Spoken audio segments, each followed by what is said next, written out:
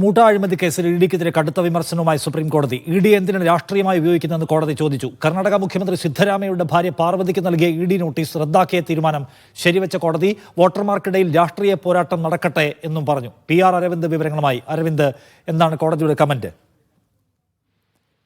മൂട അഴിമതി കേസിൽ ഇഡിക്കെതിരെ അതിരൂക്ഷ വിമർശനമാണ് ഇപ്പോൾ സുപ്രീം കോടതിയുടെ ഭാഗത്തു നിന്നുണ്ടാകുന്നത്. നേരത്തെ ഈ കേസുമായി ബന്ധപ്പെട്ട് മുഖ്യമന്ത്രി സിദ്ധരാമയ്യയുടെ ഭാര്യ പാർവതിക്ക് ഇഡി നോട്ടീസ് അയച്ചിരുന്നു. ആ നോട്ടീസ് കർണാടക ഹൈക്കോടതി റദ്ദാക്കിയിരുന്നു. ഈ നോട്ടീസ് റദ്ദാക്കിയ നടപടിക്കെതിരെയാണ് ഇഡി സുപ്രീം കോടതിയിൽ എത്തുകയും ഇപ്പോൾ സുപ്രീം കോടതിയുടെ ഭാഗത്തുനിന്ന് വിമർശനം ഉണ്ടാവുകയും ചെയ്തത്. ഇഡി എന്തിനാണ് രാഷ്ട്രീയമായി ഉപയോഗിക്കുന്നു എന്ന ചോദ്യം കോടതി ഉയർത്തി. സമാനമായ രീതിയിൽ മുൻപും ഇത്തരം സാഹചര്യങ്ങൾ തങ്ങളുടെ മുന്നിലേക്ക് വന്നിട്ടുണ്ട്.